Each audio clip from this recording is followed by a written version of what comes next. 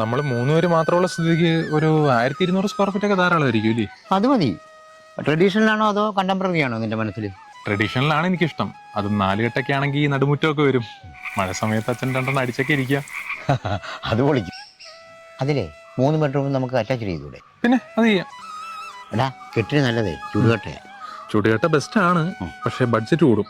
നമുക്കല്ല cement കട്ടെ.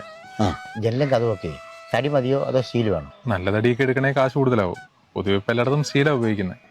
പിന്നെ plumbing, wiring, tile ഇടിയില്, painting, interior work, landscape, പിന്നെ അമ്മയ്ക്ക് ഇരുന്ന് ആടാനുള്ള ആട്ടുകെട്ടില്. അല്ല അപ്പൊ എല്ലാം കൂടെ ഏകദേശം എത്ര ആവും? ഒരു 25-30 ലക്ഷം രൂപയ്ക്കകത്തൊക്കെ നമ്മൾ ഉദ്ദേശിക്കുന്ന കണക്കൊരു വീട് വെക്കാം. അത്രയൊക്കെ ആകും അല്ലേ? പിന്നെ ആർക്ക് വീട് വെക്കുന്ന കാര്യ പറയുന്നേ? അതമ്മ നമുക്ക് വെക്കാൻ. ആ, നല്ല കാര്യം.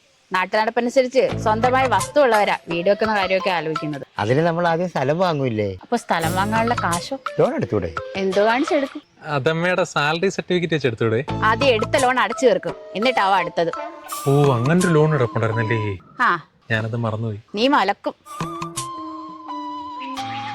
ചെറുക്കോ, നീ നിന്റെ തന്തയെ പോലെ ജോലിക്കള്ളനായിട്ട് ജീവിക്കാനാണ് ഭാവമെങ്കിൽ ചുമ്മാ കല്യാണം കഴിച്ചൊരു പെങ്കൊച്ചിന്റെ ജീവിതം കൂടി തൊലക്കല്ലേ.